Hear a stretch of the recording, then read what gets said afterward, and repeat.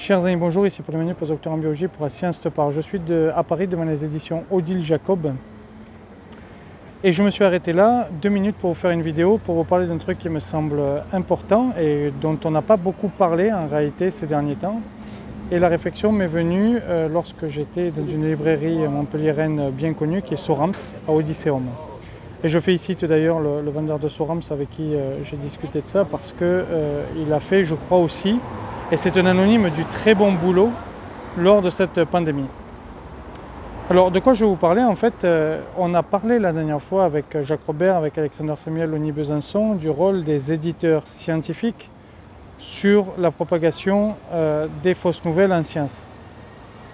De la fausse science, si vous voulez, de la mauvaise science. Il est temps aussi de parler des éditeurs de publishers normaux, enfin des éditeurs qui vous vendent à vous les livres, pas seulement les éditeurs scientifiques, et de parler du rôle des libraires. Pourquoi c'est important? Parce que les libraires ont un rôle à jouer en mettant ou pas en place, en mettant ou pas devant les livres qu'ils considèrent comme pertinents sur l'information scientifique ou l'information par exemple politique. Et pourquoi je vous dis cela? Parce que lundi donc, sortait le livre du professeur Richer sur le scandale du Mediator, notamment qu'il a révélé, puis sur d'autres scandales. Et je demande au vendeur ce livre. Il me dit, écoutez, je l'ai reçu, je ne l'ai pas encore mis en rayon parce que je ne suis pas certain que ce livre soit bon et soit quelque chose de sain à lire, donc je ne l'ai pas encore mis en rayon. Et je regarde un peu le rayonnage du côté science et je vois que par exemple le professeur Raoult est tout en bas, quasiment invisible. Et le professeur Perron n'y est plus du tout, le professeur Raoult est quasiment invisible, et donc tous ces livres qui désinforment sur la science, il ne les a pas vraiment mis en visibilité. Par contre, vous avez Vargon qui est en visibilité, vous avez Véran qui est en visibilité, vous avez le bouquin de Pfizer qui est en visibilité, donc tous ces bouquins-là, qu'il a mis lui. Et puis il m'explique que pendant la pandémie, en fait, il essayait d'orienter les gens vers de l'information scientifique véritable, que lui il se renseignait beaucoup, notamment sur les livres, etc. Et que donc il essayait sur les présentoirs en fait de mettre en place des livres corrects, disons que les gens voient d'abord ceci. Et on n'a pas beaucoup parlé en fait du rôle des libraires là-dessus, mais ils ont ce rôle-là aussi, puisque c'est eux qui vendent les livres. Et donc c'est eux qui, par le rayonnage, peuvent permettre à tel ou tel auteur d'être mieux vendu.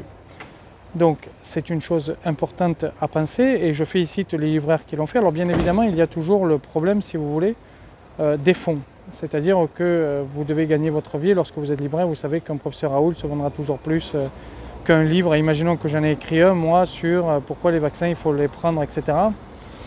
Donc vous avez tendance, bien sûr, il faut faire marcher la boutique et vivre. Et ça, je le comprends et je ne jette pas directement la pierre aux gens. Ce que je dis, c'est qu'il faut combattre les idées et qu'il y a des méthodes de les combattre. Et on ne combat pas les gens, on combat les idées. Ça, c'est quand même quelque chose d'important. Il y a des méthodes pour les combattre et je pense que les libraires ont un rôle à jouer, que certains libraires l'ont fait. Donc je tiens à féliciter le bonhomme de Sorams Montpellier. Je voulais vous faire cette petite vidéo voilà, devant les éditions Odile Jacob, dont on avait parlé la dernière fois avec Jacques Robert lors de notre vidéo sur les éditeurs scientifiques.